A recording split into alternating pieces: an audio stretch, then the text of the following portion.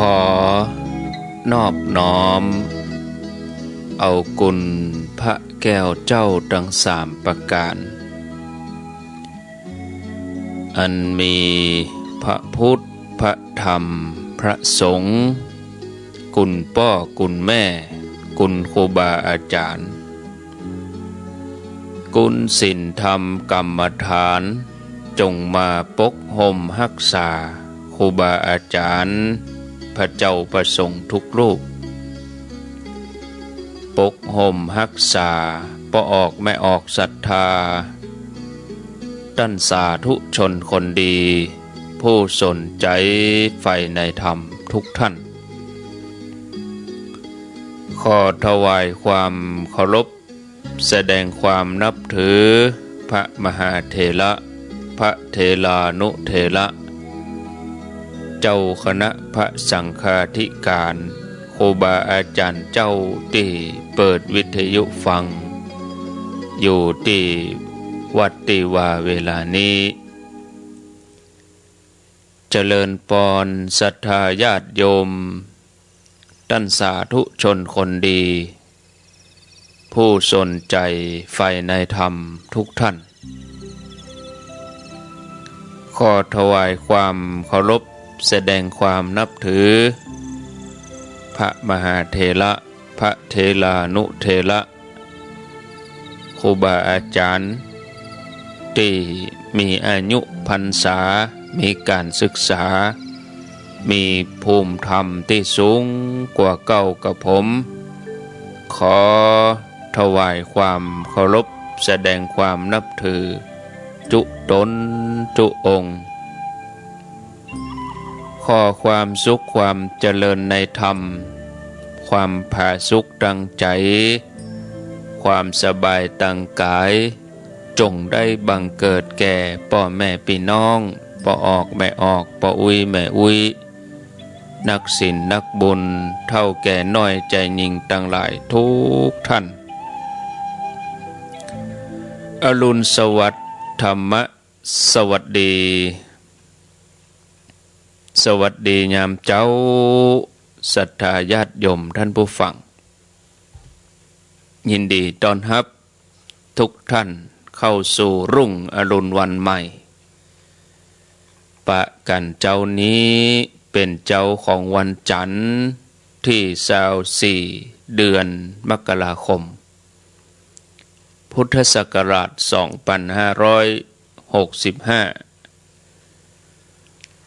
วันนี้เป็นวันเดือน4เหนือแฮม7ค่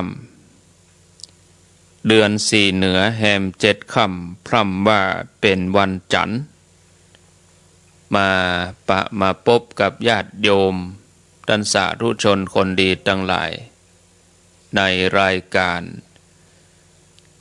เสียงธรรมแสงอรุณ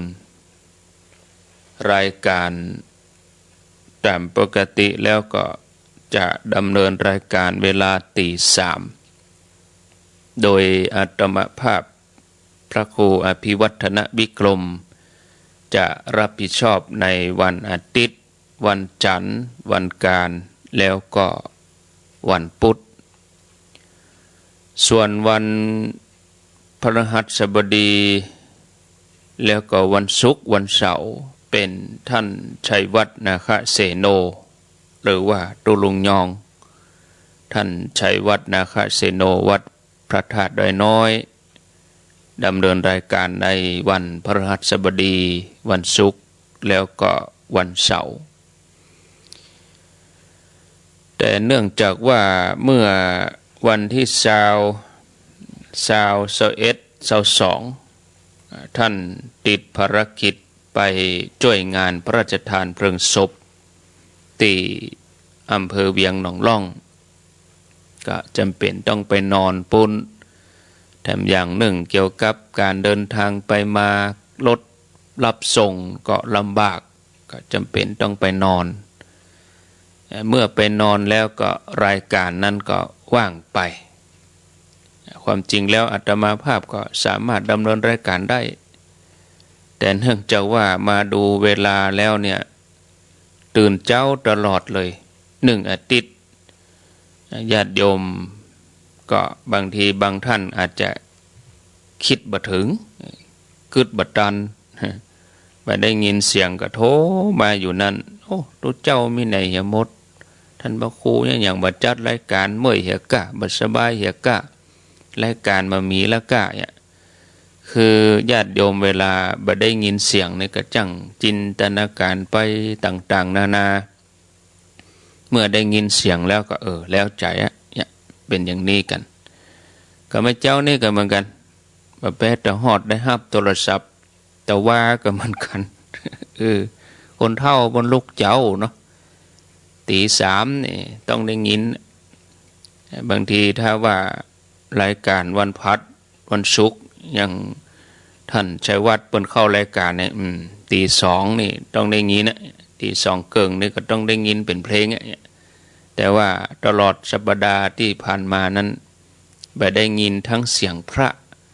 บ่ได้ยินทั้งเพลงแต่ก็มีธรรมะอยู่มีการเปิดธรรมวัดเจ้าแล้วก็มีธรรมะของ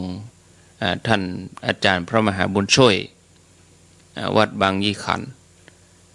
ให้ศรัทธาญาติโยมได้ฟังหลายท่านก็ว่าโหไหลมาบัดใจสถานีนี่แหกะคนเฒ่าเนาะก็จะบอกญาติโยมทั้งหลายว่าตลอดสัปดาห์ตั้งแต่วันเดือนสี่เพ็งมากะวันเดือนสี่เพ็งมาก็ลูกเจ้านะสี่เพ็งนี่ซ้ำให้กะศรัทธาญาติโยมตั้งแต่วันที่17โดยอัตมาภาพนี่นะวันที่16นะก็ถึงลูกจัดรายการอยู่หรอสะเตือญาติโยมก็ลืมไปเนี่ย17ก็ลูกเจ้าแล้วก็บ่ได้เข้ารายการเนื่องจากว่าเป็นวันเดือนเพ็งวันเดือนสี่เพ็งวันการก็ลูกเจ้าลูกมาเปิดสถานีแล้วก็เข้ารายการให้ท่านสาธิตศรัทธาที่ลูกมาจับลูกมาได้ยินก็คงจะได้ยินอยู่เนาะลูกมาอยู่นะเจ้าว่ามันลูกนะก็ลูกมาแล้วว่าเข้ารายการให้ท่านสาธิตแต่ช่วงที่ว่างนั้นก็อาตมาก็ไม่ได้เข้าวันการที่18เป็นท่านสาธิตส่วนวันที่19วันพุธก็เป็นท่านธนอาจรัตนศิริอาตมาก็ตื่นเปิดสถานีเปิดเครื่องเปิดคอมเปิดอย่างเปิดธรรมะตีสามเกิงก็ยังมีรายการคือท่านธนอาจรัตนศิริเปิ้นก็ยังเข้ารายการอยู่มานี่มาวันพัดที่20นี่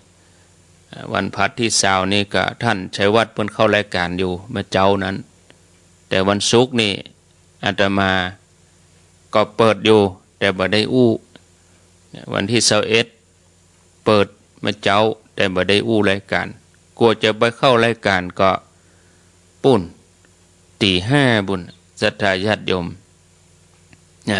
ในวันพัดแล้วก็วันศุกร์ทำตัววันศุกร์ตี3นี่ก็เปิดธรรมะเปิดเทปเปิดหยังกลัวจะเข้ารายการก็วันศุกร์แล้วก็มีรายการอื่นๆต่อวันเสาร์แต่ว่าก็เหมือนกันเปิดเทปธรรมะแต่บ่ได้เข้ารายการกว่าจะเข้ารายการก็แต่ว่านี่ก็6 โมงบุญกะ6 โมงถึง7 โมงวันเสาร์แล้วก็มาวันติดวันที่23ก็เข้ารายการเหมือนกันแต่อาตมาได้อู้เข้ารายการน้อยแล้วก็มีเทปธรรมะยาวมาจนถึงเวลาตีห้าถึง6 โมงแต่ว่าท่านพระครูวรธรรมนาถเปิ้นก็เข้ารายการอยู่เนี่ยญาติโยมทั้งหลายคือถ้าว่าเข้ารายการลากยาวตลอดนี่นะถ้าลากยาวตั้งแต่วันติดมาน่ะวันติดที่16มันจะค่อยรอบ1 อาทิตย์พอดีแล้วก็อาทิตย์นี้อาตมาจะบ่มีเสียงแล้วเนอะจะบ่สามารถจัดรายการได้ละมันจะสืบเนื่องไปติดๆมันจะสะสมไปแล้วก็เดี๋ยวต้นเดือนพวกก็จะยุ่งหะเหมาะก็เลยว่าเฮาก็รักษาเสียงไว้ทุกฮือได้จัดกันไปเมินๆดีกว่า ดีกว่าเฮาไปฮักโหมเอากรรมเดียวเนี่ยตลอดอาทิตย์นะทั้งอาทิตย์เลยนะคือตั้งแต่วันติดที่16มาวันครูนั่นน่ะถ้าจัดรายการมาเจ้าแหมลูกเจ้าแหมวันจันทร์ก็มานั่งจัดรายการมาเจ้าแหมแล้วก็เมื่อวันเนาะศรัทธาญาติโยมเนี่ยก็มีอย่างตะวาวันซืนเนี่ย22 23ก็จัดรายการอยู่นะแต่จัดเมื่อแรงอันนั้นยังแขวนน้อยจัดเมื่อแรง6 โมงปลายแต่บ่ได้ยินหมู่เฮาได้ยินเฮาก็ปุ่นไปออกเวียงเป่าแล้วก็ที่ห้วยต้องซักนี่ได้ยินอยู่นะส่วน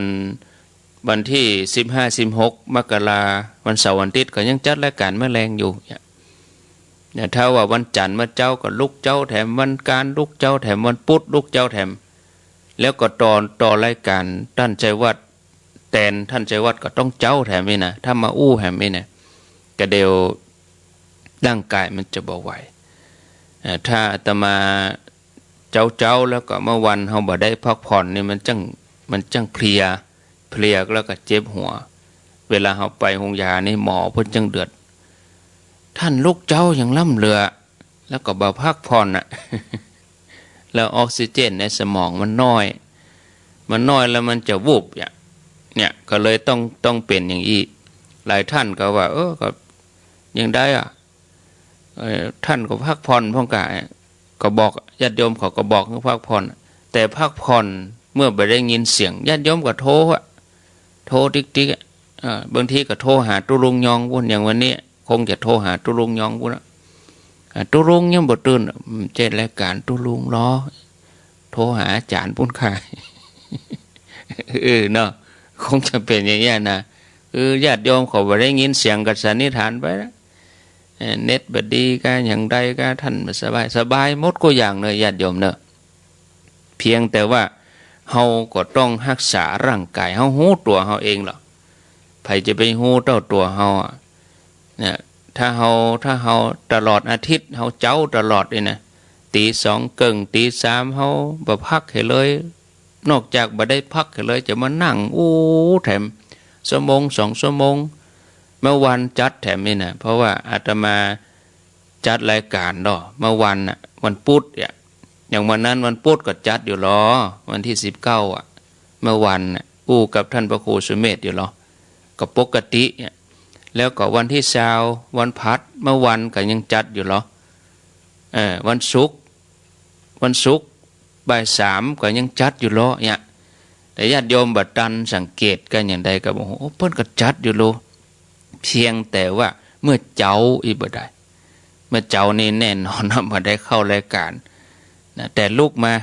าเปิดสวดมนต์ลูกมาเปิดเทปธรรมะจะเข้าก็เข้าประมาณตี 5พุ่นเนี่ยอันนี้ก็เลยเป็นที่มาที่ไปให้ญาติโยมทั้งหลายนะถ้าว่าท่านชัยวัฒน์เปิ้นเปลี่ยนสลับซับเปลี่ยนนี่ก็ปอจะยังแขวนน้อยเวลาที่เฮาปอจะบริหารได้อย่างวันจันทร์วันการนี่อาตมาก็เข้าแค่ชั่วโมงเดียวตี 3ถึงตี 4ตี 4ถึงตี 5ก็ท่านสาธิตเปิ้นรับไปแล้วก็เปิดสวดเหี่ยกึ่งชั่วโมงแล้วก็ตี 5กึ่งนั่นก็ท่านสาธิตก็รับไปถึง7 โมงก็ยังแขวนน้อยก็ยังได้พักอยู่ถ้าเป็นวันพุธนี่ก็เข้ารายการเหี่ยกึ่งชั่วโมงตี 3กึ่งถึงตี 5ก็ท่านธนอาจก็รับไปก็เข้ารายการ5 โมงพุ่นเมื่อเวลาญาติโยมฟังตี 2ปลายตี 3ไปได้ยินตัวเจ้าไปได้ยินเสียงพระญาติโยมเขาก็กระวนกระวายคือเพิ่นเคยชินเนาะญาติโยมเขาเคยชินคือเคยต้องได้ฟังเมื่อไปได้ฟังบางคนของคุดคิดเหมือนกันนะบางคนก็คิดบางคนก็กังวลบางคนก็มันก็เป็นไปต่างๆนานาเนาะเมื่อได้ยินได้ฟังแล้วก็คงจะเข้าใจศรัทธาญาติโยมทั้งหลายอาตมานี่ความจริงนี่จัดถึงวันก็ได้นะแต่ว่าถ้าเฮาต่อเนื่องเป็นติดเลยเนี่ยเจ้าลูกมาเจ้าตี 3ตี 4แล้วแมลงเฮาก็บ่ได้จัดธรรมะเพราะว่าเฮาได้พัก เมื่อวันเจ้าว่าเขาอยู่บ่ได้หรอญาติโยมท่านไหนเมื่อวันยังท่านใช้วัดซ้ำให้กันเนาะถ้าอยู่ในงานศพปุ่นอ่ะก็ต้องอู้ตลอดทั้งวันอ่ะงานพระราชทานเพลิงศพเปิ่นมาปูจาหลัวพ่องเปิ้นมาอย่างพ่องก็ต้องอยู่หั่นตลอดทั้งวันเมื่อคืนแถมเนี้ยเจ้ามาก็ต้องดูแลว่าเปิ้นนิมนต์ไปช่วยเป็นฝ่ายประชาสัมพันธ์เนี่ยแต่มาเองเหมือนกันเมื่อมีเมื่อวันก็ไปการอะไรอย่างล่ำเหลือท่านเอ้ยก็ใครคือมาอยู่โดยสักวันเนาะทุกเจ้าเกือบทุกตนนะเกือบทุกรูปอ่ะเปิ้นก็มีงานของเปิ้นจะเตื้อบ่จำเป็นจะต้องมาอู้ให้หมดว่างานนั่นคือไปทำอย่างพ่องวันนี้จะไปไหนหรือว่าเข้ารายการปุ๊บจะมาอู้ตั้งแต่เจ้าจนถึงสายถึงบ่ายถึงค่ำว่าไปอันอย่างพ่องอีกก็มันก็ใครเกินไปบ่ควรที่จะเอามาอู้เป็นอันว่าไปปฏิบัติศาสนกิจอย่างวันก่อนนะก็ไปดอยนางแก้วตั้งแต่เมื่อเจ้าปิ๊กมาถึงวัดก็ค่ำเข้ารายการเลยพอดีก็สิ่งเหล่านี้ก็บ่ได้เอาอู้แต่ญาติโยมก็ใครฮู้อีหามะไปไหนพ่องรายการนี้อย่างบัดจัดเนี่ยมันเพราะว่าก็ถือว่าเป็นบุคคลสาธารณะเนาะแต่บางอย่างบางทีเขาก็บ่เอามาอู้ให้หมดนะญาติโยมท่านทั้งหลายเนาะเอาเมื่อมาปะกันแล้วก็ต่อเนื่องไปเลยฟังธรรมะเฮ้อิ่มจะเป็นรับละกันแล้วกันอาตมาก็จะอยู่กับญาติโยมในเจ้านี้จนถึงเวลาปนเนอะ6 โมงปนเนอะดูตั้งเนอะดูตั้งฟังกันไปนะก่อนที่จะฟังธรรมะนี่เราก็เอาไหว้พระกันเห็นหน่อยเนาะญาติโยม4:48 นาทีหลายท่านลุกมาแล้วนี่กันเดี๋ยว5:00ก็ได้ลุกพร้อมกันหลายๆคลื่นหลายๆสถานีตอนนี้4:48 นาทีไหว้พระกันเห็นก่อนเนาะอะระหังสัมมาสัมพุทโธภควาพุทธังภควันตังอภิวาเทมิสวากขาโตภควตาธัมโมธัมมังนัมสสามิสุปฏิปันโนภวันโตสาวกสังโฆสังฆังนะมามิกราบ1กราบ2กราบ3กราบนึกถึงคุณพ่อคุณแม่ของเฮาเนอกราบนึกถึงคุณครูบาอาจารย์กราบพระเรียบร้อยตอนนี้ไปเจิญญาติโยมทั้งหลายได้ฮับปอนสัพปิติโยวิวัชชันตุสัพพะโลโกวินัสสันตุมาเตภวัตวันตะลายโยสุขีทีคายุโกภวะอภิวาตานะสีลิสะนิจจังวุธาปจายิโนจัตตาโลธรรมาวะทันติอายุวันโนสุขังปะลังเอาแล้วสบายอกสบายใจม่วนอกม่วนใจได้ไหวพระได้ฮับปอนไปแล้วญาติโยมท่านผู้ฟังท่านสาธุชนคนดีทั้งหลายมนุษย์เฮาจำเป็นที่จะต้องทำงานตรากตรำลำบากทำงานเหนื่อยยากสักเท่าใดถ้าความเป็นไปในครอบครัวดำเนินไปด้วยดีเรียบร้อยความผาสุกก็จักบังเกิดขึ้นแต่ถ้าหากความเป็นไปในครอบครัวบดีลูกเต้าบ่อยู่ถ้อยฟังกรรมสามีติดเหล้าติดยาติดการพนันภรรยาชอบเที่ยวเตรสมเลเทเมาครอบครัวนั่นก็ระสำระสายบ่สงบชีวิตของเฮาทุกคนก็บ่มีทางที่จะรับความผาสุกเลยองค์ประกอบอย่างหนึ่งที่มีความจำเป็นในครอบครัว ในวิถีคฤหัสถ์เนี่ยให้ครอบครัวมีความผาสุกราบรื่นที่ทุกคนต้องแสวงหาใฝ่หาตื่นเจ้าขึ้นมาก็ไปนั่นคือการประกอบสัมมาอาชีพทำงานเพื่อจะได้เงินมาจุนเจือครอบครัวตัวเงินนี่สามารถที่จะทำให้ครอบครัวมีความผาสุกสะดวกสบายทุกอย่างอำนวยความสะดวกแต่ในขณะเดียวกันถ้าหากคนในครอบครัวขาดองค์ประกอบที่สำคัญอย่างหนึ่งแม้จะร่ำรวยเป็นเศรษฐีมีเงินมีทองเป็นร้อยล้านพันล้านก็หาความสุขบ่ได้องค์ประกอบที่สำคัญตัวนี้คือธรรมะธรรมะที่บ่ได้ซื้อบ่ได้ขายแต่ธรรมะนั้นเกิดขึ้นโดยจิตสำนึกสร้างขึ้นได้โดยการปฏิบัติโดยการศึกษาโดยความใฝ่หาศึกษาด้วยการอ่านก็เป็นวิธีหนึ่งที่ทุกคนในครอบครัวที่จะเข้าใจแล้วก็นำมาปฏิบัติได้อย่างถูกต้องศึกษาด้วยการได้ฟังอย่างญาติโยมเขาทั้งหลายนี่เอาแทบจะบ่ต้องได้อ่านเรื่องเล่านิทานอันยังต่างๆครูบาอาจารย์ก็เอามาเล่าให้ญาติโยมฟังหลายๆรูปหลายๆตนเป็นเทศน์ทำเมืองพ่องเป็นบรรยายพ่องหลายๆอย่างญาติโยมเปิดวิทยุฟังนี่ก็ถือว่าญาติโยมได้ปะได้ปบแล้วแทบจะบ่ต้องได้อ่านคือสิ่งที่ครูบาอาจารย์เปิ้นเอามาอู้นั้นเปิ้นเลือกสรรคัดสรรมาแล้วเอามาอู้ให้ศรัทธาญาติโยมทั้งหลายได้ฟังอย่างนี้ก็เป็นที่น่าอนุโมทนาถ้าว่าพ่อแม่เป็นเนติแบบอย่างใฝ่หาธรรมะปลูกฝังให้ลูกมีนิสัยฮักใฝ่ในธรรมะมงคลในครอบครัวก็จะเกิดขึ้นศรัทธาญาติโยมชีวิตของคนเฮานั่นเนี่ยมีกำเนิดที่ต่างกันบ่เหมือนกัน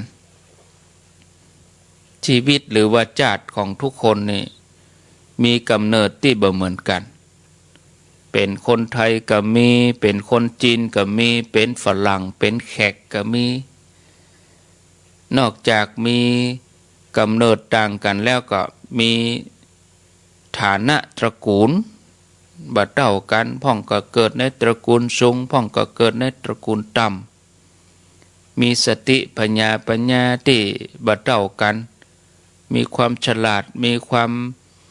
ใฝ่รู้บางทีก็มีความโง่เขลาเบาปัญญาอย่างนี้ก็มีแล้วก็มีฐานะต่างกันร่ำรวยก็มียากจนก็มีสูงต่ำดำขาวจิตใจอันนี้มีภายนอกบางทีภายนอกนี่ก็แทบจะบ่เหมือนกันขนาดแฝดนะแฝดนี่คือเหมือนกันก็เพี้ยนกันไปหน่อยลูกออกมาเป็นแฝดเป็นลูกแฝดแต่ใจต่างกันพี่กับน้องบ่เหมือนกันนี่ความแตกต่างกันก็ไปต่างๆนานา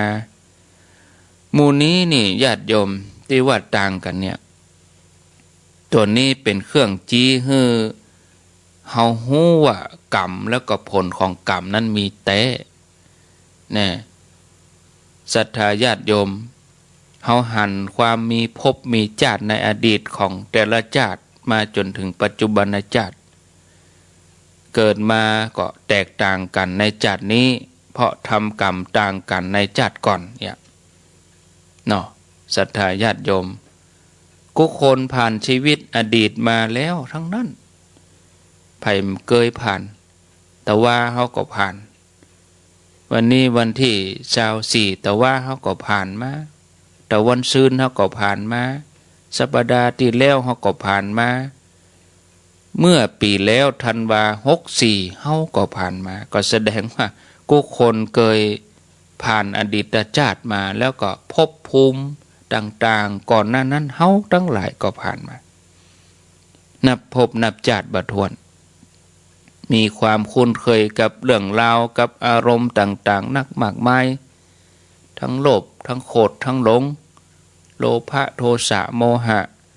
กิเลสอย่างหยาบกิเลสอย่างละเอียดก็มีในตัวของเฮานี่กุคนเฮามีความยึดมั่นผูกพันเกี่ยวข้องกับเรื่องใดอารมณ์ใดมาในอดีตชาติก็จะส่งผลความยึดมั่นผูกพันนั้นมาสู่ปัจจุบันนี้ญาติโยมเฮาพอพบชาติของคนปัจจุบันก็พอจะเข้าใจว่าอดีตนั้นเขาผูกพันกับเรื่องใดอารมณ์ใดนักดีก็ว่าบดีนี่ศรัทธาญาติโยมท่านทั้งหลายคนที่เปิ้นมีใจผูกพันอยู่กับเรื่องความเอื้ออารีเผื่อแผ่นะเปิ้นหมทำบุญทำกุศลทำทานมาในอดีตชาติเฮาทั้งหลายก็จะฮู้จากชาติปัจจุบันคือปัจจุบันชาติของเขานี่ก็จะเป็นคนที่สมบูรณ์พูนสุข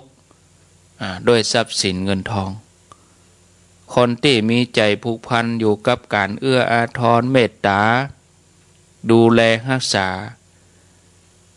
เครื่องกินเครื่องใช้แล้วก็มีความเอื้ออาทรต่อผู้ที่ยากไร้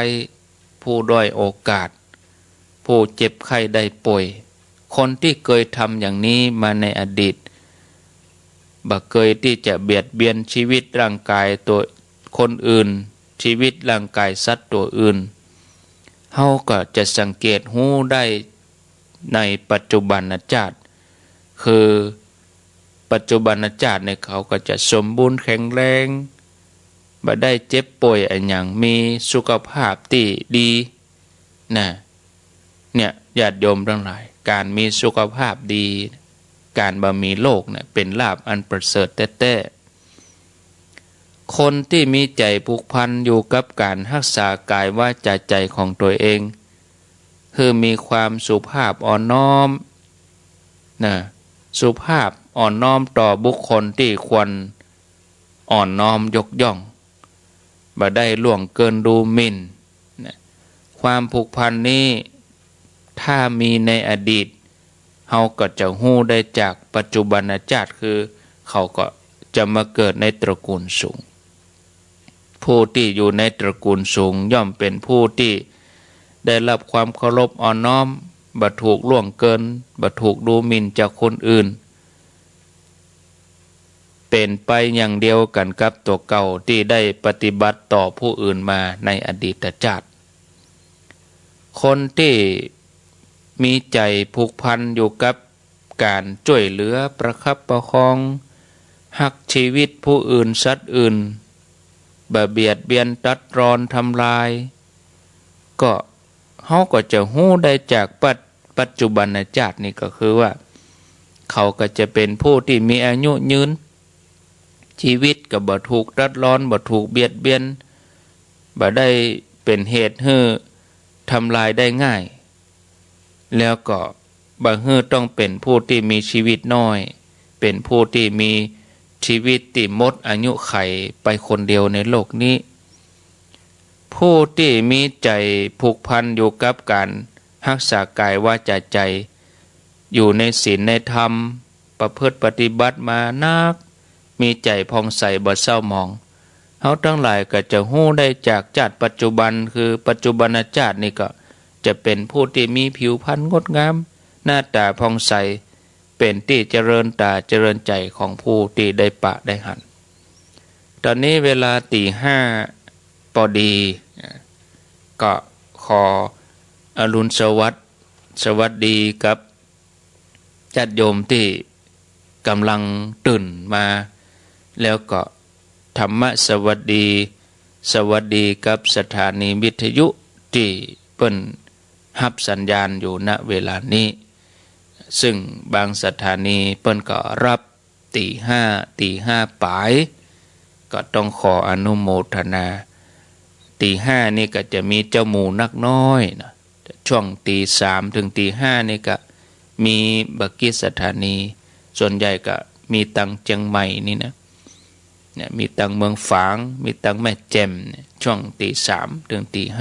5แต่ตี 5นี่ก็จะมีเจ้าหมู่มีตังลีตังน่านตังเวียงป่าเป้าตังลำปางมีผู้ฟังเข้ามาแถมหลายท่านหลายคนแต่กี้อู้ถึงความแตกต่างของคนเฮาญาติโยมทั้งหลายที่ฟังช่วงตี 5เข้ามาใหม่นี่ก็ฟังต่อเนื่องกันไปเลยเนาะคนที่มีใจผูกพันอยู่กับการประพฤติปฏิบัติธรรมมาในอดีตเฮาก็จะฮู้ได้จากปัจจุบันก็คือปัจจุบันเขาก็จะมีสติปัญญาที่เฉลียวฉลาดแล้วก็อันยังก็เข้าใจง่ายมีความเจริญในธรรมผู้ที่กำลังเสวยผลกรรมดีในอดีตชาติต่างๆกันนั้นยังเกิดในตระกูลสูงสมบูรณ์ด้วยทรัพย์สินเงินทองมีร่างกายแข็งแรงบ่ถูกเบียดเบียนด้วยโรคภัยไข้เจ็บมีอายุยืนมีหน้าตาผ่องใสมีสติปัญญาเฉลียวฉลาดก็คือน้อมใจเชื่อเตอะญาติโยมเชื่อเตอะว่าอันนั้นเป็นผลแห่งกรรมดีที่ตัวเองได้ทำมาเป็นจำนวนนักในอดีตชาติในภพเก่าแล้วก็ถ้าเฮาปรารถนาจะเสวยผลดีกรรมดีนั่นให้สืบต่อไปในอนาคตบ่ว่าจะยาวนานต่อใดหรือปัจจุบันชาตินี้ก็ตามก็ว่าพบหน้าเบื้องหน้าก็ตามศรัทธาญาติโยมที่เฮาจะต้องปะยังกับวันพูกเป็นวันศีลเป็นวันพระแต่เฮายังมีชีวิตอยู่ถ้าเฮายังมีลมหายใจอยู่เฮาก็ต้องปะอย่างการงานบางอย่างที่เปิ้นกะไว้งานวัดเฮาจะมีวันนั้นวันนี้เฮาก็จะต้องปะอยู่ในภพหน้าในเบื้องหน้าในวันพูกวันหือในเดือนหน้าหรือปีหน้าหรือแฮม5 ปี10 ปีไปตั้งหน้าเฮาก็ต้องปะถ้าเฮายังมีอายุถ้าเฮายังมีลมหายใจในโลกนี้อยู่แต่ถ้าว่าเฮาจากโลกนี้ไปเฮาหมดอายุไขของเฮาไปแล้วภพภูมิต่างๆมันก็เกิดขึ้นไปเรื่อยๆสืบเนื่องขึ้นไปแถมเนี่ยศรัทธาญาติโยมทั้งหลายคนที่เปิ้นพอจะพิจารณาได้เปิ้นก็จะนึกถึงความจริงข้อนี้เมื่อเข้าใจความจริงข้อนี้แล้วก็จะตั้งอยู่ในความประมาทย่อมตั้งอยู่ในความไม่ประมาทแล้วเปิ้นก็จะหันภัยในวัฏสงสาร ไว้ภัยแห่งการเวียนว่ายแต่เกิดนะเขาจะหันภัยที่เจ็ดตัวมาตามกรรมที่เขาได้ทำไว้บอกว่ากรรมดีและกรรมชั่วซึ่งตัวเขาเป็นคนทำเมื่อเขาตั้งอยู่ในความประมาทแล้วเขาก็จะพยายามหลีกหนีซึ่งกรรมบดีนั้นคือป้นไปเขาจะหลีกหนีกรรมบดีคือป้นไปได้อย่างใดคือเขาจะต้องเห่งสร้างความดีสร้างกรรมดีไว้ให้นักศรัทธาญาติโยมท่านสาธุชนนะสร้างกรรมดีสร้างความดีในที่นี้โดยหมู่เฮาเจ้าข้าทั้งหลายคือเป็นเจ้าพุทธนี่เฮาก็ตีรวมว่าเป็นการสร้างบุญไปเลยสร้างบุญสร้างกุศลทำความดีอันยังก็จ้างญาติโยมทุกคนคือถือว่าเป็นบุญเป็นกุศลนะบุญเมื่อคนยังบ่ทำไผ่เก็บไว้ที่ไหนนะบางคนเข้าใจว่าบุญเก็บไว้บนสวรรค์ก็แล้วไผ่เป็นคนเก็บบุญนะพระอินทร์พระพรหมก็เวลาคนทำบุญเขาส่งบุญมาให้ด้วยวิธีใดศรัทธาญาติโยมทั้งหลายคงจะเป็นคำถามที่ญาติโยมอาจจะตั้งคำถามไว้ในใจเหมือนกันแต่ก็บ่ฮู้จะไปถามไผที่ไหนเมื่อมันตรงใจกันอย่างนี้ก็เฮาก็มาฟังให้เข้าใจง่ายๆญาติโยมทั้งหลาย บุญเป็นสิ่งที่บ่มีรูปร่างบ่มีตัวตนแต่ว่าบุญนี่เปิ้นมีพลังพิเศษของเปิ้นนะบุญบ่ใจสิ่งของหรือวัตถุที่มีรูปร่างตัวตนที่ไผๆจะเก็บไว้ที่ใดก็ได้หรือว่าส่งยื่นให้กันอย่างอีกก็บ่ใจบุญเป็นสิ่งที่บ่มีรูปร่างบ่มีตัวตนแต่มีพลังพิเศษฮ้องว่าเป็นพลังงานชนิดหนึ่งก็พอจะเทียบเคียงได้บุญถ้าอู้ถึงในแง่ของเหตุคือบุญเป็นต้นต่ออย่างที่เฮาอู้กันว่าทำบุญนั่นก็แปลว่าทำความดีทำความงดงามทำความถูกต้องฉะนั้นเวลาที่เฮาไปทำบุญคือเฮาทั้งหลายไปทำความดีไปทำความงดงามไปทำความถูกต้องฉะนั้นเฮาท่องไว้ในใจเลยว่าเวลาเฮาจะไปงานอย่างเฮาแต่งชุดขาวเฮาจะไปงานอย่างคือเฮาคิดว่าเฮาจะไปทำความดีเฮาจะไปทำความถูกต้องแล้วเฮาก็จะไปทำความงดงามให้เกิดขึ้นนั่นก็จะเป็นบุญแต่ถ้าเฮาแต่งชุดขาวแล้วเฮาไปงานเฮาบ่ได้ไปตั้งใจทำความดีแล้วเฮาบ่ได้ตั้งใจที่จะทำความงดงามให้เกิดขึ้นอีกอย่างหนึ่งเฮาบ่ได้ทำความถูกต้องความถูกต้องนี่คือไม่ใช่ว่าถูกใจเฮานะคือถูกด้วยสติด้วยสัมมาทิฏฐินะคือถูกในที่นี้คือว่าบางทีอย่างเฮาทั้งหลายไปหันอันยังคัดจิตคัดใจเฮาน้อยเฮาต้องมาปรับใจตัวเองเฮาเพ่นะบ่ใช่เฮาไปดูคนอื่นนะถ้าเฮาไปดูคนอื่นแสดงว่าเฮาทำใจของเฮาบ่ถูกต้องละเอาไว้บ่ถูกที่ละแล้วมันก็จะลามไปมันก็จะกลายเป็นการงานที่เฮาทำอยู่นั่นก็บ่เป็นความดีงามอันอย่างนั้นกลายเป็นความขุ่นมัวกลายเป็นความเศร้าหมองกลายเป็นความบ่ถูกต้องก็จะอยู่ในใจของเฮาอยู่เนี่ยแล้วมันก็บ่เป็นบุญแต่ถ้าเฮาอยากจะให้มันเป็นบุญเฮาก็ต้องท่องไว้ว่าบุญนี่เปิ้นเป็นเหตุนะเหตุนั่นคืออย่างคือความดีความงามความถูกต้องเนี่ยศรัทธาญาติโยมเนาะบุญนี่ถ้าอู้ในแง่ของผลแต่กี้นี่อู้ในแง่ของเหตุเนาะเหตุก็คือความดีความงามความถูกต้องถ้าเราสร้างความดีถ้าเราสร้างความงามสร้างความถูกต้องผลออกมาเหรอเนี่ยศรัทธาญาติโยมผลออกมานั่นคือความสะอาดบริสุทธิ์หมดจดเนี่ยความมีกำลังใจเนี่ยคือตัวนี้จะเป็นบุญแต่ถ้าเราไปทำแล้วมันบั่นทอนจิตใจเรามันก็แบบเป็นบุญสำหรับเราอ่ะบางทีคนอื่นเปิ้นก็บ่ฮู้นะปัจจัตตังคือรู้ได้เฉพาะตนว่าตัวเองก็เอาใจตัวเองมาวัดว่าเป็นบุญหรือว่าไม่เป็นบุญนี่เหมือนเราปลูกต้นมะม่วงปลูกต้นมะม่วงเหตุนั่นคือการเอาต้นมะม่วงแล้วก็เป็นพันธุ์อันยังมะม่วงพันธุ์นี้ให้ผลอย่างใดให้รสชาติอย่างใดเขาก็เอามาปลูกเสร็จแล้วเขาก็ต้องหมั่นรดน้ำหมั่นดูแลหมั่นพรวนดินหมั่นให้ปุ๋ยเนี่ยผลออกมาคือมะม่วงนั่นก็ให้ผลเนี่ยคือเหตุคือปลูกมะม่วงผลออกมาก็คือหน่วยมะม่วงเนี่ย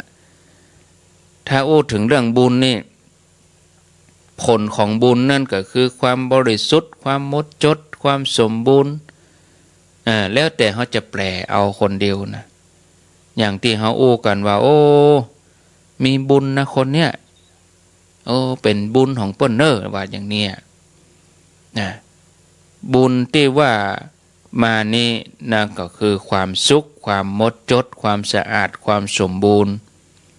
ฉะนั้นบุญก็เลยบ่ใจเป็นสิ่งที่จะเก็บกันได้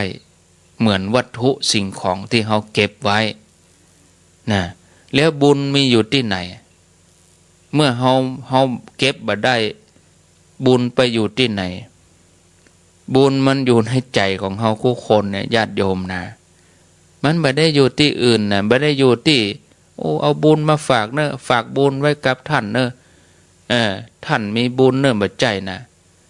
อย่างญาติโยมขอจังอู้เหมือนกันนะท่านพระครูมีบุญเนอะบัดใจอาตมามีบุญนะโยมเขามีบุญนะที่เฮาได้ฟังกันนี่นะเฮายังมีลมหายใจตื่นมาเมื่อเจ้าเนี่ยทุกคนน่ะ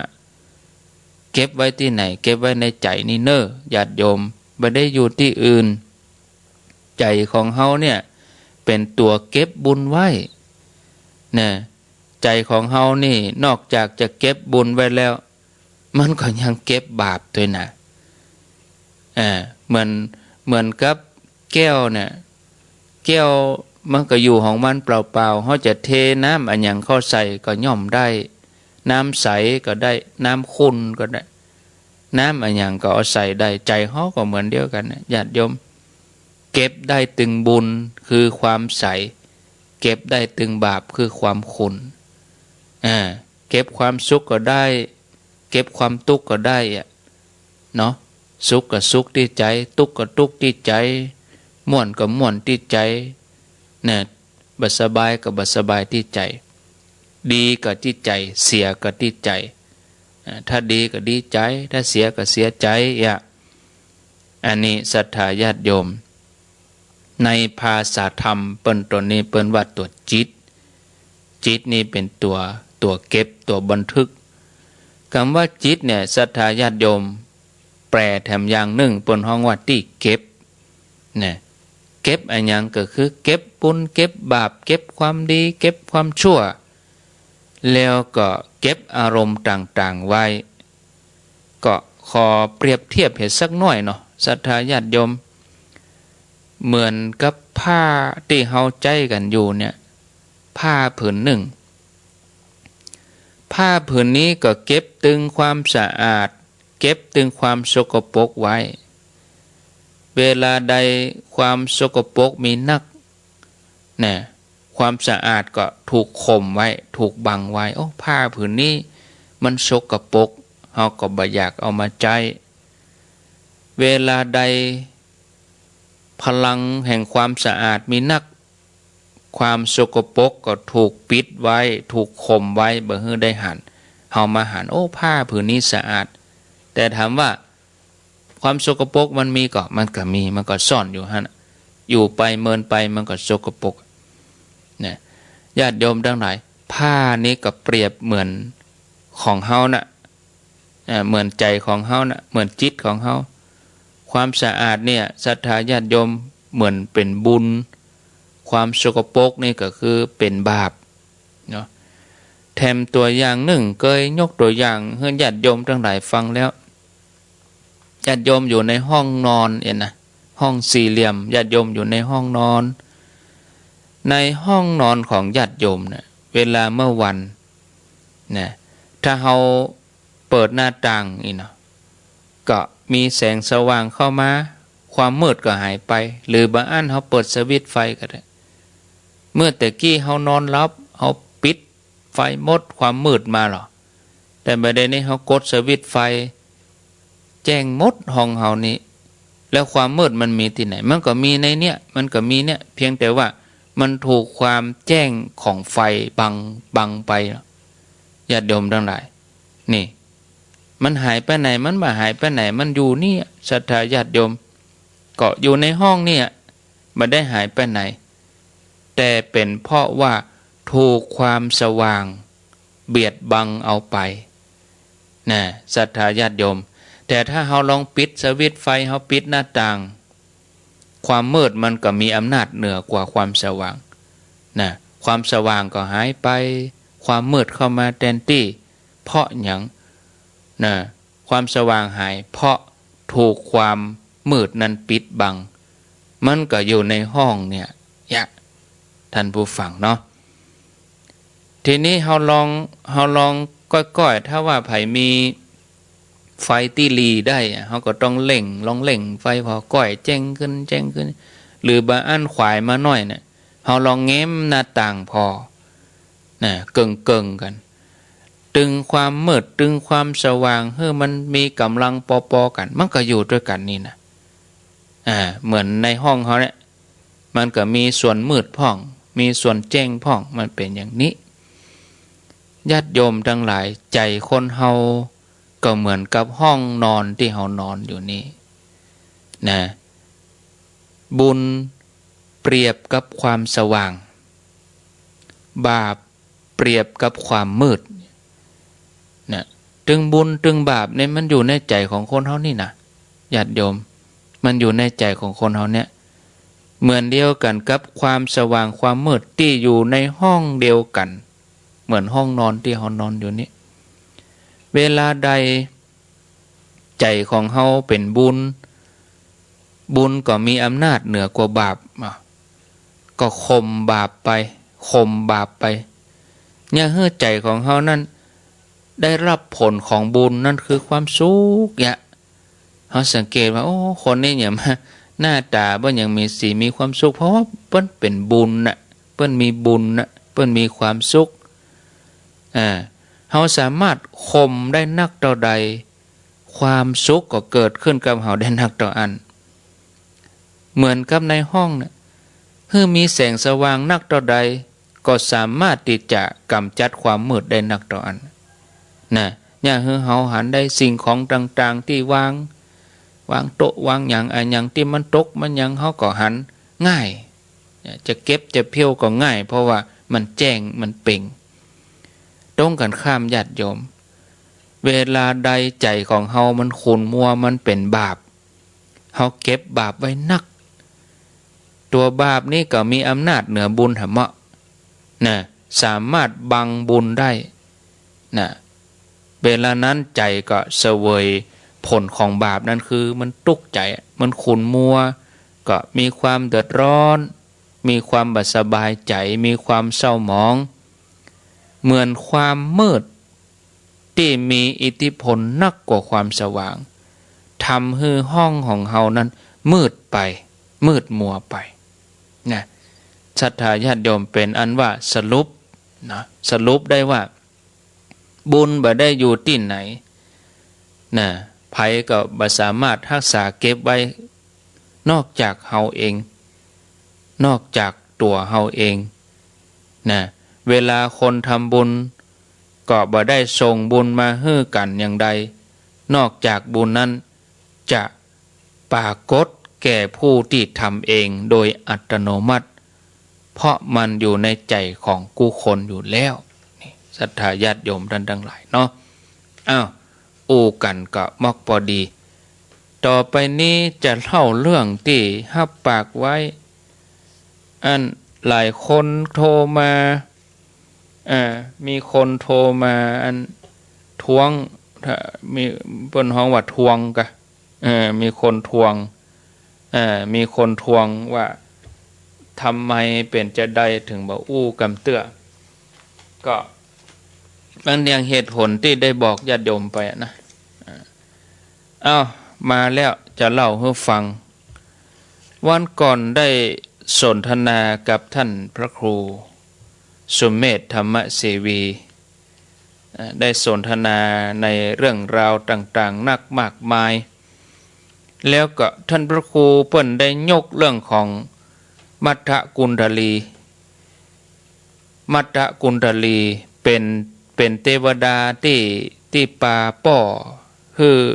บรรลุโสดาบันเรื่องราวเป็นอย่างใดถ้าว่าใน40นาทีนี้บัดจบก็ขอยกไปต่อวันพุธเนาะศรัทธาญาติโยมเนาะต่อวันพุธแต่ว่าจะต่ออย่างใดนั้นวันพุธวันการก็ขอต่อเวลาตีห้าเกิงก็แล้วกันนะถ้าว่าบัดจบนะจะต่อตีห้าเกิงถึงตีห้าถึงตีห้าเกิงวันพุธไปได้สวดมนต์เนาะถ้าเรื่องนี้จบในเวลาก็วันพุธก็สวดถ้าว่าบัดจบก็วันพุธก็มาต่อนะมันมีปัญหานะญาติโยมจะเล่าให้ฟังเรื่องมัทธกุณฑลีลูกเ เป็นเทวดานำป่าป้อบรรลุโสดาบันเรื่องราวนี้เกิดขึ้นในกรุงสาวัตถีมีพราหมณ์คนหนึ่งชื่อว่าอาทินะบุพกะพราหมณ์ผู้นี้นี่เขาได้ชื่ออย่างหนึ่งเนี่ยที่เป็นอย่างนี้ก็เพราะว่าบ่เคยเฮืออันหยังแก่ไผบ่เคยมอบอันหยังเฮือแก่ไผอาทินะบุพกะ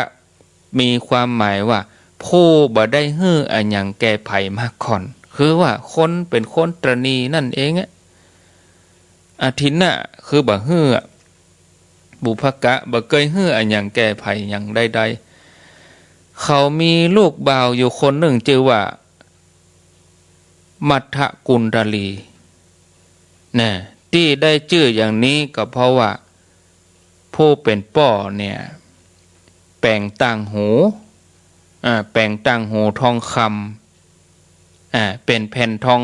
ธรรมดานี่นะบ่มีลวดลายอันหยังป่อทำด้วยตัวเองแล้วก็เอาใส่ให้ลูกมัทธกุณฑลีมีความหมายแปลว่าผู้มีต่างหูเกลี้ยงเกลี้ยงคือบ่มีลวดลายอันหยังนะเนื่องจากป่อกลัวเสียเงิน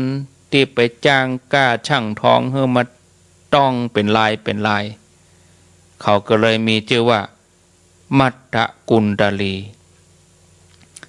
เมื่อมัทธกุณฑลีอายุ16 ปีก็เป็นโรคผอมเหลืองโลหิตจางมีความผายผอมแม่เมื่อหันลูกป่วยก็อินดูลูกก็ขอร้องให้สามีไปเสาะหาหมอมารักษาลูกผู้เป็นสามีก็ตอบว่าเธอเหย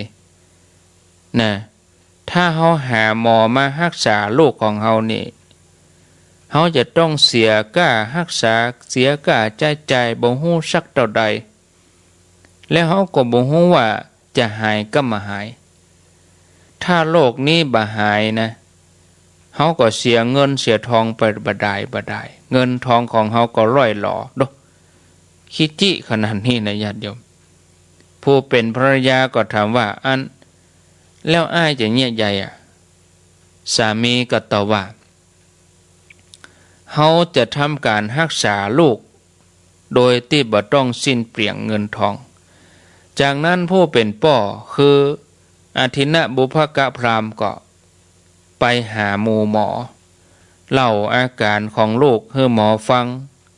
แล้วก็ถามถึงตัวยาที่จะพอรักษาได้เมื่อหมู่หมออธิบายตัวยาให้เขาฮู้แล้วพราหมณ์นี้ผู้เป็นป่อก็จะปรุงยาขึ้นมาเองนะไปเก็บเปลือกไม้นำมาปรุงเป็นยาให้มัทธกุณฑลีได้กินมัทธกุณฑลีลูกกินแล้วก็โรคนั้นก็บ่หายซ้ำกำเริบขึ้นไปใหญ่อาการของลูกก็ทรุดลงอย่างนักใกล้ที่จะสิ้นลมหายใจผู้เป็นป่อก็ฮู้ว่าลูกเฮาอาจจะบ่รอดละก็เลยตัดสินใจครั้งสุดท้ายยอมจ่าย ยอมจ่ายค่ารักษาไปตัวเอาหมอก็มาตรวจดูอาการแล้วก็หันว่าอันนี้มันลุกลามไปนักแล้วรักษาบ่ได้แล้วนะก็เลยหมอก็เลยออกตัวว่ามีธุระจะต้องเดินทางไปที่อื่น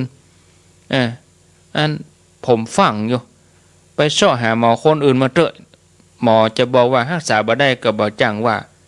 ตัวเก่าหมดปัญญาแล้วก็บ่จ้างว่าก็กลัวเสียเจิงหมอหน่อยว่าเด้อตรวจให้แล้วเนาะก็ได้จะไปรักษาคนอื่นต่อหมอคนนั้นก็ลาไปนี่ญาติโยมท่านสาธุชนผู้เป็นพ่อก็หันว่าลูกเฮาจวนจะตายเกิดว่าหมู่ญาติหูข่าวว่าลูกเฮาป่วยหมู่ญาติก็อาจจะปากันมาเอี่ยวมาเยี่ยมนะถ้าว่าเขามาเยี่ยมมาเอี่ยวเขาก็จะต้องใจเงินใจทองต้อนรับเขาจะเสียเงินเสียทองนะบางทีเขาอาจจะมาหันทรัพย์สินเงินทองในบ้านของเขาเนี่ยผ ผู้เป็นพ่อนี่ก็เลยย้ายผู้ป่วยคือย้ายลูกมัทธกุณฑลีเอาไปไว้ตังนอกบ้านบุญว่าเว้ยเพื่อไปนอนป่วยตีระเบียงบ้านใกล้แจ้งของวันที่ลูกบ่าวคือมัทธกุณฑลีจะตายนั้นพระพุทธเจ้านี่ศรัทธาญาติโยมพระองค์แผ่ข่ายพยานปรากฏว่ามัทธกุณฑลีนี่ปรากฏอยู่ในข่ายพยานของพระพุทธเจ้าพระองค์ก็เกิดความกรุณามาพิจารณาล่ำเปิงถ้าเฮาไปหาเขาตัวมัทธกุณฑลีนี่ก็จะเกิดความเลื่อมใสเมื่อเขาตายไปแล้วเขาจะได้ไปเกิดในวิมานในสวรรค์จันทวดึงส์ปุ่นพ่อของเขาก็จะเอาศพลูกไปเผาในป่าช้าแล้วก็เขาก็จะได้ไปเกิดเป็นเทพบุตรชื่อว่ามัทธกุณฑลีเทพบุตรแล้วก็จะปิกมาหาพ่อแล้วก็เล่าเรื่องกุศลที่ตนได้ทำจิตใจเลื่อมใสในพระเจ้าเป็นเหตุให้ไปเกิดในสวรรค์เมื่อขวายมาแจ้งมาฟ้ารุ่งละบอไก่แจ้งละบอพระองค์พุทธเจ้าเพิ่นก็เสด็จเข้ากรุงสาวัตถีพร้อมกับพระสงฆ์จำนวนหนึ่งเสด็จไปตามลำดับไปจนถึงประตูบ้านของพราหมณ์อทินะบุพกะพราหมณ์คิจินี่นะขนาดลูกบัสบายยังบ่รักษากลัวเปิ้นมาเอี่ยวบ้านลูกมาเอี่ยวมาเยี่ยมไข้หามลูกออกไปนอนอยู่ระเบียงบุรุษขนาดนี้นะญาติโยมทั้งหลายทีนี้พระองค์ก็เสด็จมาตอนนั้น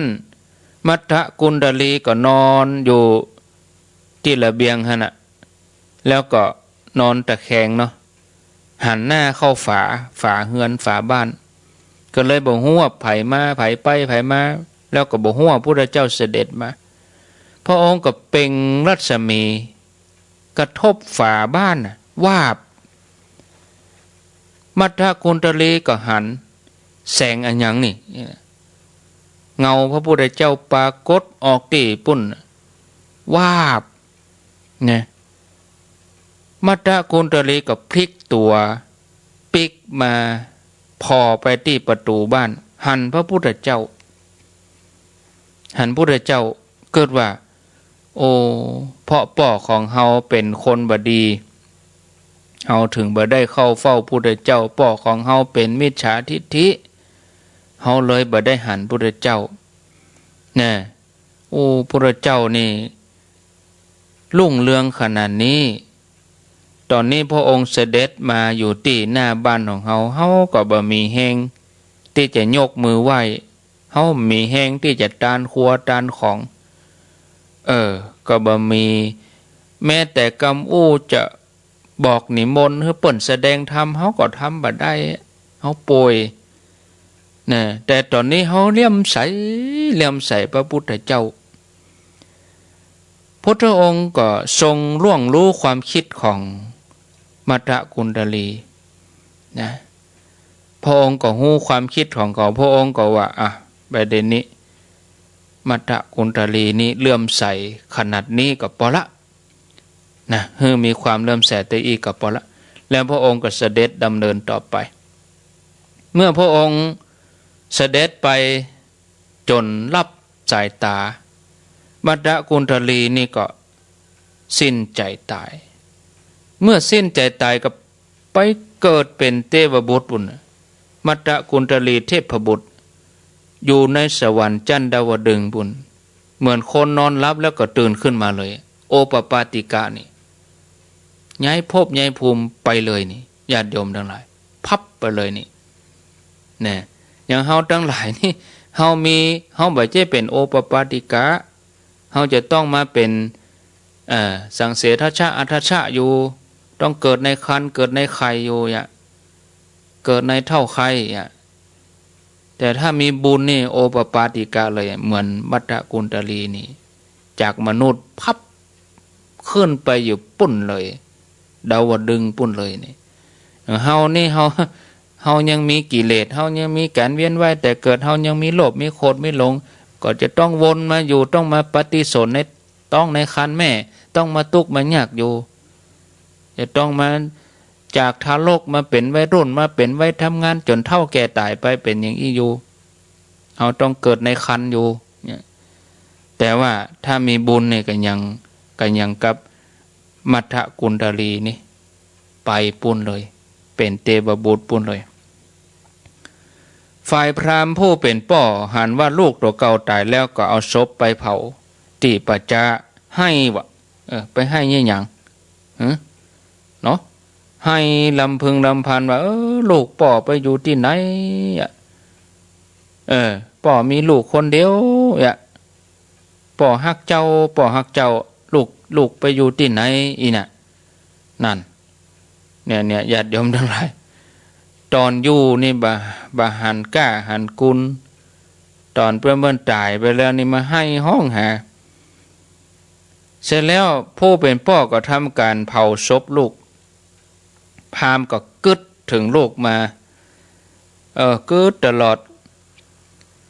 กึดถึงลูกก็ไปเอวหาลูกที่ปัจจะแต่เผาไปแล้วนะกึดถึงลูกก็ไปเอวหาลูกที่ปัจจะ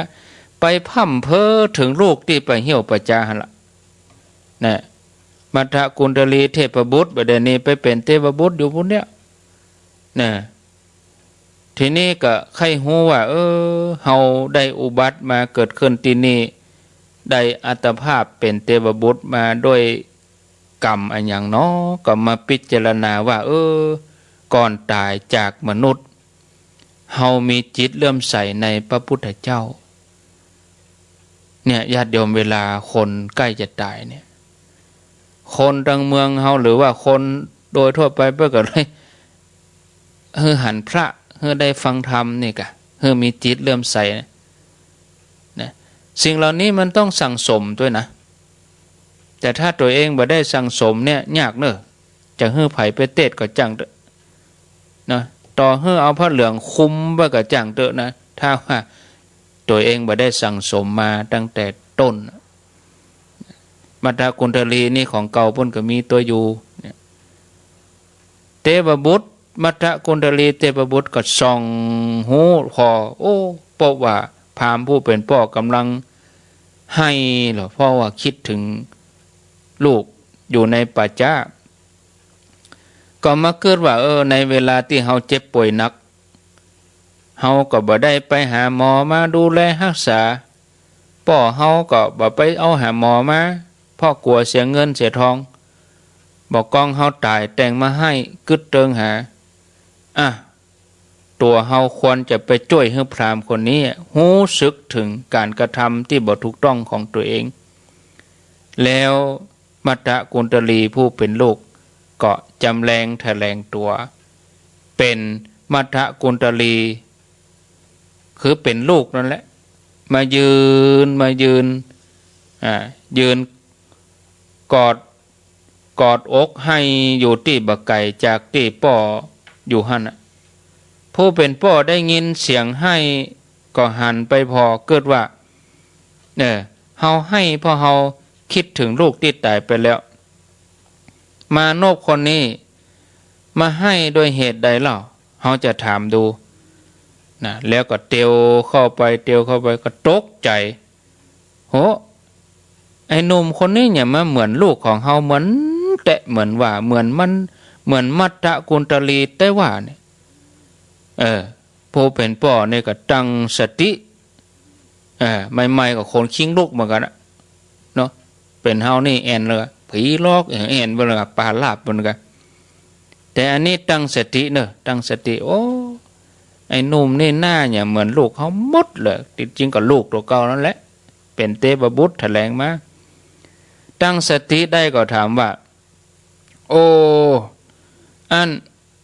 ท่านได้ใส่ต่างหูเหมือนลูกเขาเนาะมัทธกุณฑลีนี่แต่งกายด้วยดอกไม้นะรูปไล้ด้วยจันทร์สีเหลืองท่านมีความทุกข์อันอย่างซึ่งถึงมากอดอกให้อยู่นี่กลางไปเหี่ยวนี่ เทวบุตรก็ที่แปลงกายเป็นมานพนี่ก็บอกว่าข้าพเจ้าได้รถที่ทำจากทองคำแต่ข้าพเจ้าหาล้อ2 ล้อมาใส่บ่ได้ถ้ายังหาบ่ได้ข้าพเจ้าเองจะต้องตายพราหมณ์ก็บอกว่าผู้เป็นพ่อเนี่ยก็ว่าโอ้เจ้าอีบ่ได้ล้อ2 ล้อจะทำด้วยทองคำก็ตามแก้วก็ตามทำด้วยโลหะก็ตามเงินก็ตามมาเถอะเดี๋ยวข้าจะเอามาเอามาใส่ล้ออีนี่เทวบุตรฟังอย่างอันก็เกิดว่าตอนเฮาป่วยพราหมณ์นี่บ่ยอมจ่ายกะหมอบ่เอาหมอมารักษาตอนนี้แกหันหน้าเฮาเหมือนหันลูกของแกเป็นใจถึงอาสาเสาะล้อมาน่ะเฮาจะแกล้งบ่ให้แกได้กึดน่ะบ่ให้แกกึดได้แล้วก็บอกว่าข้าพเจ้าต้องการเดือนต้องการตะวันนี่เอามาเป็นล้อบ่ใจเอาเงินเอาทองนะเอาเดือนกลมๆเอาพระอาทิตย์พระจันทร์เนี่ยเอามาเป็นล้อของข้าพเจ้าบ่เอาทองคำนะเพราะว่าล้อของข้าพเจ้านี่งดงามขอเอาเดือนเอาตะวันมาเป็นล้อ2 แว่นจะได้ก็นี่เนาะ พราหมณ์ฟังอย่างอันแล้วก็เอ้ยอันนี้เป็นกำกึดของคนโง่เนอะไอ้น้อยว่าเนี่ยต้องการสิ่งใดที่มันเป็นไปบ่ได้เฮาหันว่าเจ้าก็คงสมควรตายอีหรอผาธนาอันอย่างที่เปิ้นเอามาบ่ได้กันพ่อเจ้าคงจดบ่ได้พระจันทร์บ่ได้พระอาทิตย์อันเนี้ยบ่ได้เดือนบ่ได้ตะวันเนี่ยตายเหียว่าอีเนาะท่านผู้ฟังเนาะมาตะกุณตลีก็เริ่มสอนป่อละก็บอกว่าคนที่ร้องให้พ่ออยากได้สิ่งที่พ่อหันอยู่ข้าพเจ้าให้นี่ข้าพเจ้าหันอยู่หรอหันเดือนหันตะวันท่านว่าเฮาเป็นคนโง่หรือว่าคนที่ร้องไห้เพราะสิ่งที่พ่อบ่หันไผโง่กว่ากันเอาล่ะศรัทธาญาติโยมแม้การไปมาของเดือนของตะวันก็ยังปรากฏหันสีสันของเดือนของตะวันก็ยังปรากฏให้คนได้หันในวิถีโคจรส่วนคนที่ล่วงลับไปแล้วบ่มีปรากฏเลยว่าจะไปอยู่ที่ไหนเบื้องต้นท่ามกลางที่สุดเฮาถึงสองต่างก็ร้องให้คร่ำครวญเหมือนกันแล้วไผโง่และไผฉลาดไผโง่เขลากว่ากันผู้เป็นพ่อพราหมณ์ได้ฟังกึดว่าโอ้มานบหนุ่มไอ้น้อยนี่อู้ถูกต้องโลก็เลยยอมรับว่าอู้ถูกเองล่ะท่านอู้ถูกตัวข้าพเจ้าโง่เขลาเองเพราะหยังเพราะร้องไห้อยากได้ลูกเบาที่ตายไปแล้วคืนมาเป็นเหมือนกับเด็กทารกน้อยร้องไห้อยากได้เดือนอยากได้ตะวันความโศกเศร้าเสียใจนั้นหายไปพราหมณ์ผู้นี้ก็ชื่นชมมานบนมว่าโอ้ท่านช่วยมาหดน้ำในใจของข้าที่กำลังกระวนกระวายเหมือนบุคคลดับไฟด้วยน้ำท่านช่วยถอนลูกศรคือความโศกเศร้าที่คิดถึงลูกเบานะโดยเสียงที่มาแต่งใจข้าพเจ้านะทำให้ข้าพเจ้าผ่อนคลายทำให้หายความโศกเกิดความสงบเย็นข้าพเจ้าหายโศกเศร้าหายคร่ำครวญเพราะได้ฟังกรรมของท่านเมื่อพราหมณ์ต้องการฮู้ชื่อแล้วก็ใครฮู้ที่มาของมานพก็เลยถามว่าตัวท่านเป็นเทวดาก็ว่าเป็นคนทันก็ว่าเป็นเจ้าสกเทวราชมีชื่อว่าอันยังเป็นลูกของไผลูกไหนมาข้าพเจ้าจะอู้กับท่านได้แถมกอจะอู้กันได้ที่ไหนแถมเทวบุตรที่แปลงร่างมาก็ตรัสว่าท่านพราหมณ์ท่านเผาลูกคนใดในป่าช้าท่านคร่ำครวญถึงลูกคนไหนลูกคนนั้นคือตัวข้าพเจ้าเอง ข้าพเจ้าทำกุศลเข้าถึงความเป็นสหายของเราทวยเทพแล้วพราหมณ์ผู้เป็นพ่อนี่ก็ดีใจว่าศรัทธาญาติโยมหูว่าลูกมัทธกุณฑลีตายแล้วไปเกิดเป็นเทพบุตรแต่ก็แปลกใจว่าเป็นจะได้ลูกทำบุญกุศลตอนไหนถึงได้ไปเกิดบนสวรรค์ก็เลยถามว่าอันพ่อก็บ่เคยหันลูกทำบุญฮื้อตันอันอย่างเลยบอกว่าน้อยว่านักก็บ่เคยหันนะพ่อบ่เคยหันเจ้า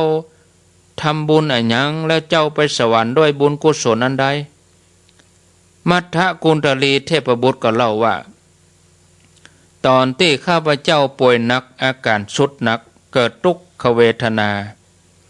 นอนอยู่ที่นอกบ้านแล้วก็ได้หันเงาพระพุทธเจ้าเปล่งรัศมีนะได้หันพุทธเจ้าข้าพเจ้าก็มีใจเบิกบานมีใจเลื่อมใสใครไหว้พุทธเจ้านะแต่ยะได้ทำกุศลแต่ยะพราหมณ์ได้ฟังอย่างนั้นก็เกิดความปีติแผ่ซ่านทั่วร่างกายโอ้ดีแตะหรอผลของการไหว้เป็นเพียงขนาดนี้ตอนนี้เฮาก็มีใจเบิกบานเลื่อมใสเฮาขอเข้าถึงพระเจ้าเป็นสรณะในวันนี้ลูกที่เป็นเทพบุตรก็บอกว่าท่านมีจิตเลื่อมใสแล้วเข้าถึงพระพุทธพระธรรมพระสงฆ์ว่าเป็นสรณะท่านจงมีจิตเลื่อมใสอย่างนี้สมาทานศีลห้าบ่ดีทำให้หายบ่ดีทำลายให้เว้นจากปาณาติบาตอาทินนาอย่าดื่มของมึนเมาอย่าพูดปดแล้วก็อย่าไปพอใจในภรรยาลูกของคนอื่นที่เปิ้นมีเจ้าของพราหมณ์ก็ห้าว่าดีแล้วก็ห้าว่า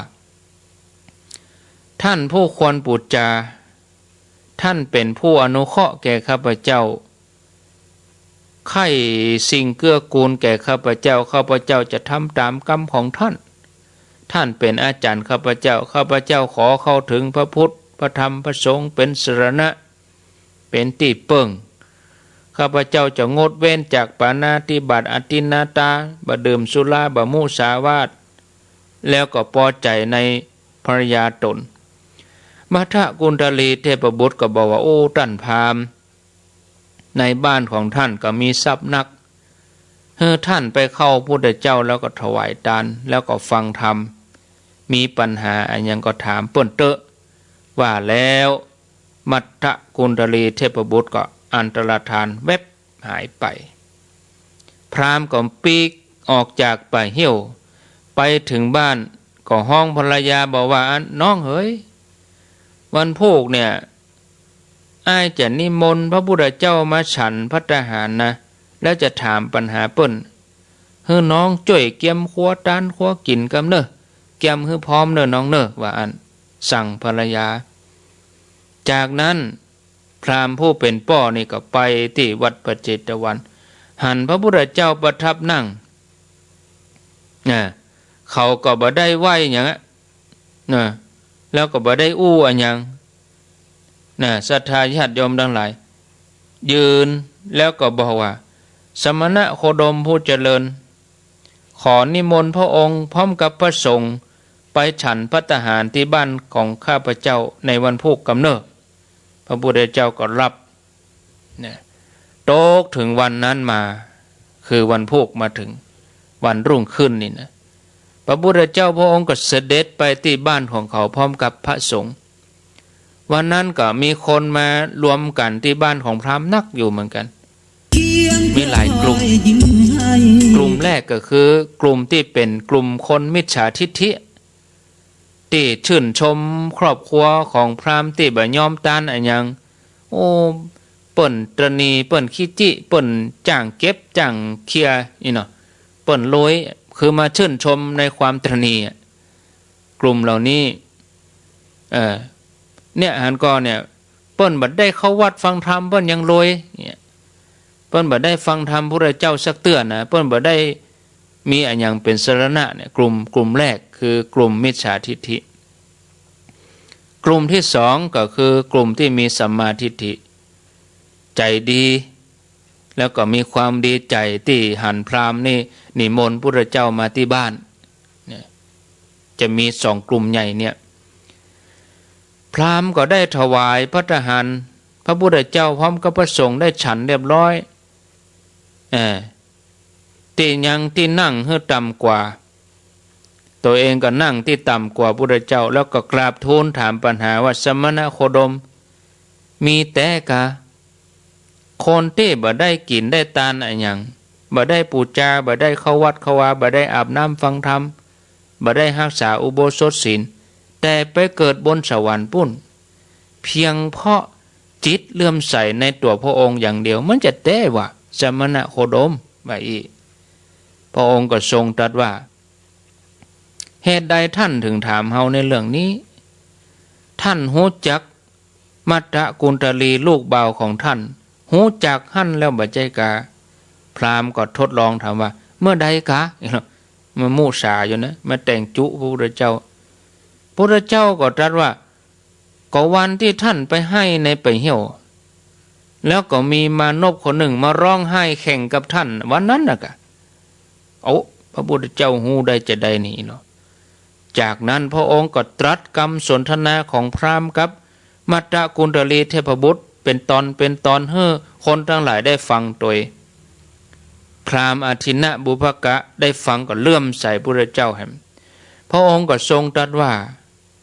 สัตว์ที่มีจิตเลื่อมใสในตถาคตแล้วเกิดในสวรรค์บ่ใช่จะมีเพียง100-200ที่แต่มีจำนวนมากมายหาจะนับได้ลำดับนั้นพุทธองค์ก็ทรงอธิษฐานขอให้มัตตกุณฑลีเทพบุตรอันเป็นลูกของพระม้าปรากฏตัวทันใดนั้นมัตตกุณฑลีเทพบุตรก็มาพร้อมโดยวิมานลงจากวิมานมาถวายบังคมพุทธเจ้าแล้วก็ยืนอยู่พุทธเจ้าก็ถามว่าท่านเทพบุตรที่มีกายงดงามรุ่งเรืองสมัยที่ท่านเป็นมนุษย์ทำบุญด้วยอะไรหยังมัตตกุณฑลีเทพบุตรก็ตรัสว่าข้าแด่พระองค์ผู้เจริญทิพยสมบัติอันข้าพระองค์ได้รับก็เพราะว่าข้าพระองค์มีความเลื่อมใสในพุทธเจ้าคนทั้งหลายต่างได้หันได้ฟังได้ยินอย่างอันก็ว่าโอ้ลูกของพราหมณ์ไม่ได้ทำบุญอย่างอื่นเลยทำใจเลื่อมใสในพระศาสนาก็ยังได้ถึงสวรรค์นี้โอ้พระพุทธเจ้าดีแต่นอโอ้พุทธเจ้าดีแต่นอเนี่ยญาติโยมพระองค์ก็ตรัสสอนว่าการทำกุศลอกุศลใจเป็นสิ่งที่คิดก่อนใจเป็นใหญ่กรรมที่ทำด้วยใจผ่องใสย่อมบ่ทิ้งผู้นั้นเพื่อไปสู่โลกมนุษย์เทวโลกดุจเงาบ่ทิ้งคนแล้วพระองค์ก็ทรงตรัสแถมว่าธรรมทั้งหลายมีใจเป็นหัวหน้ามีใจเป็นใหญ่สำเร็จด้วยใจถ้าบุคคลมีใจผ่องใสแล้วพูดอยู่ทำอยู่ความสุขก็ย่อมติดตามเขาไปดุจเงาตามตัวไปฉะนั้นเมื่อจบธรรมเทศนามัตตกุณฑลีเทพบุตรแล้วก็อทินะบุพกะพราหมณ์ได้โสดาบันเป็นโสดาบันส่วนคนทั้งหลายอื่นๆก็ได้เข้าถึงธรรมตามสมควรแก่บุญสมปันของเขานี่ศรัทธาญาติโยมท่านสาธุชนนะตามสมควรเหตุของเขานั่นนี่ญาติโยมท่านสาธุชนทั้งหลายอันนี้ปรากฏในชาดกที่ชื่อว่ามัตตกุณฑลีชาดกก็ได้คติสอนใจอยู่เรื่องนี้โดยสั้นว่าถ้าเลิกนิสัยตรณีแล้วช่วยให้คนฮักไปสู่สุคติได้คนก็จะเลิกตรณีนี่ศรัทธาญาติโยมท่านสาธุชนเนาะวันพุธวันการก็อาตมาก็เข้ารายการเหียนน้อยถ้าว่าวันนี้บัดจบได้เล่าวันพุธแต่ว่าวันนี้จบเนาะ ศรัทธาญาติโยมแล้วก็วันนี้มะแรงเป็นท่านชัยวัฒน์นาคาเสโนบ่าย3 ถึง 5 โมงเปิ้นมีวันจันทร์กับวันการส่วนอาตมาภาพก็พุธพัดศุกร์วันพุธก็สนทนาธรรมกับท่านพระครูสุเมธธรรมเสวีวัดม่อนฤาษีวันพัดวันศุกร์ก็อาตมาภาพมาปะญาติโยมก็จะอยู่ด้วยกันแถมอาทิตย์สุดท้ายวันเดือนหน้าก็จะมีการได้นิมนต์ครูบาอาจารย์รูปอื่นมาร่วมมาดำเนินรายการอาตมาก็อาจจะเข้าสักชั่วโมงเองนะชั่วโมงที่2ก็นิมนต์ครูบาอาจารย์ส่วนวันจันทร์วันการก็ว่ามกรรมท่านตุลุงชัยวัฒน์อาจจะมีวันเดียวก็เหลือก็วันจันทร์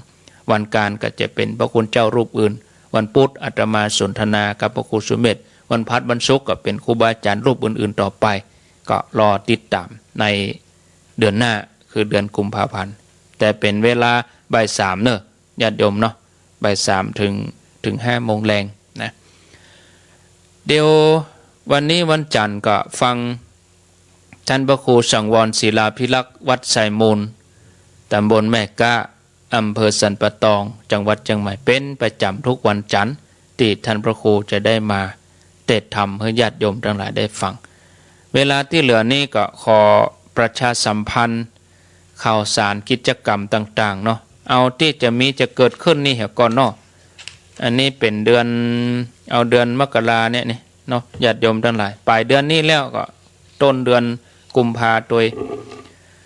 ขอเชิญร่วมงานพระราชทานเพลิงศพพระครูวินิจคุณากรอดีตเจ้าวาดวัดสามหลังอดีตเจ้าคณะตำบลบ้านกลางอำเภอสันปะตองในวันที่30 มกราคมถึงวันที่5 กุมภาพันธ์วันที่30นี้เปิ้นจะอาราธนาเคลื่อนศพสู่เมนปราสาทนกหัสดิริงแล้วก็วันที่31จนถึงวันที่3 กุมภาพันธ์นี่ก็บำเพ็ญกุศลตลอดทุกคืนแล้วก็คืนแรกนี่ก็พระเดชพระคุณพระเทพรัตนนายกจะได้เป็นองค์เทศในคืนแรกคืนสุดท้ายก็ครูบาอินทร์วัดสันปัญญางหลวงมาเทศในคืน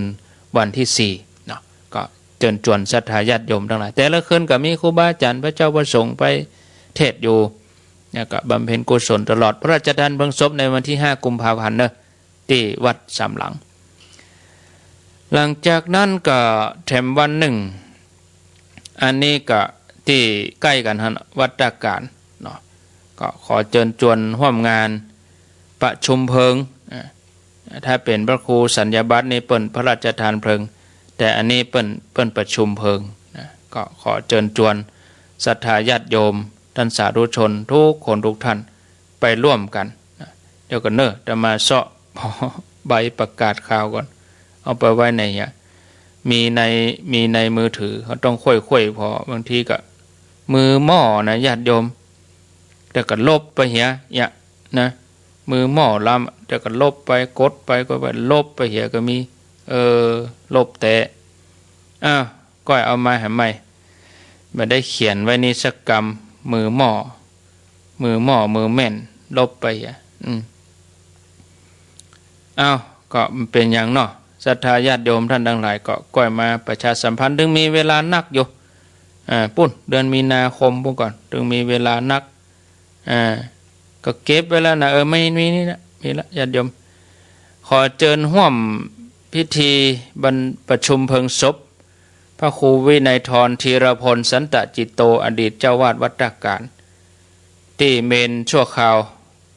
สนามโรงเรียนวัดตาการระหว่างวันที่1 ถึง 2นี่เปิ้นก็บำเพ็ญกุศลไว้ที่วัดแล้วก็วันที่3เปิ้นก็จะอาราธนาสรีระร่างไปสู่เมนปราสาทนกหัสดิลิงที่สนามโรงเรียนวัดท่าการในวันที่3 มีนาคมหลังจากนั้นตั้งแต่3 ถึง 5ก็บำเพ็ญกุศลที่สนามโรงเรียนวัดเวียงท่าการวัดท่าการเนาะสนามโรงเรียนวัดท่าการคืนสุดท้ายกับวันที่5แล้วก็เปิ้นจะประชุมเพลิงศพในวันที่6 มีนาคม 2565ที่ท่าการอำเภอสันปะตองเนาะเดือนกุมภาอันนี้เปิ้นมีนาเปิ้น กุมภาที่เขาจะทำกันนี่คือวันที่14วันที่14กุมภานี่ก็ขอเชิญชวนญาติโยมไปร่วมกันตานเก้าอี้จำนวน450ตั๋วที่ม่อนพระศรีสองเมืองก็เก้าอี้ญาติโยมเขาก็บริจาคกันนั่นแหละแล้วก็ไปร่วมกันทำบุญเป็นกองทุนปรับปรุงภูมิทัศน์นะคือการได้ปลูกต้นไม้ต้นดอกต้นประดับต้นไม้กล้วยไม้กาอย่างต่างๆเนาะเอาก็ได้ปลูกดอกปลูกต้นไม้ฟื้นฟูสิ่งแวดล้อมที่นั่นก็เชิญชวนศรัทธาญาติโยมท่านทั้งหลายทำบุญตอนบ่ายศรัทธาจะไปเมื่อไงก็ได้เขากวดตอนบ่ายคนหลายก็ประมาณ2 โมงทำพิธีแต่ว่าเขาที่เขาทำพิธีตอนบ่ายก็ไหลมูที่อยู่ไกลเพิ่นไปบัดตัน9 โมงนี่บัดตันบางคนออกบ้านกำลังออกบ้าน9 โมงเนี่ยมันบัดตันก็เอาตอนบ่ายเนี่ยแน่นอนดีเนาะแต่มาก็ตึงอยู่ปูนวันที่12-13นี่ก็ตึงอยู่ปูนแล้วเนาะก็เชิญชวนศรัทธาญาติโยมตัวเนอะเรือแฮม2 ครั้งสุดท้ายที่ม่อนพระศรีสองเมืองแฮมกรรมกะ18-19 สาว18นี่ก็เมื่อคืนเพิ่นจะพุทธาภิเษกมีนาพุ่นนะ19ก็ยกยอดชัดวันที่20ก็ทำบุญถวายทานเสร็จเรียบร้อยก็อนุโมทนาบุญเนาะคงจะบ่ได้โทรได้หยังกะเนาะข้างแหม4 นาทีก็ขออนุญาตวันนี้มันได้โทรได้หยังขอนำรายการจากลาพ่อแม่ศรัทธาญาติโยมทั้งหลายไปก่อนและการต่อไปเปิ้นก็มารอถ้าเฮาโทรก็จะเหลื่อมล้ำเวลาเปิ้นตี104ก็ติดตามฟังหลวงพ่อพระครูวิสิตศิลาภรณ์วัดวังสิงห์คำส่วนเครือข่ายขึ้นสีขาวก็ติดตามมาฟังท่านพระครูสังวรศิลาภิลักษ์วัดชัยมูลตำบลแม่กาอำเภอสันปะตองจังหวัดเชียงใหม่ตมาภาพได้ดำเนินรายการมาตั้งแต่เวลาตี 4:30มาจนถึงตอนนี้กรรมใดอันใดที่ได้อู้ไปแล้วเป็นที่บ่ถูกหูบ่ถูกใจท่านหนึ่งท่านใดก็ขอสุมาอภัยอันใดที่เป็นสาระประโยชน์ก็เก็บไว้พิจารณาสอนจิตสอนใจ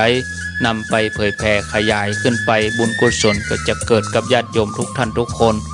ปะกันแถมใหม่โอกาสหน้าขอบคุณสถานีวิทยุทุกคลื่นที่เปิ้นได้อุตส่าห์ตื่นขึ้นมาเปิดเสียงเปิดสัญญาณให้คนเฒ่าคนแก่ให้พ่อแม่ศรัทธาได้ยินได้ฟังการบุญกุศลก็ได้ทั่วหน้ากันทุกคนทั้งคนจัดคนฟังคนอู้คนเตดคนอย่างได้หมดกุคนเนาะอนุโมท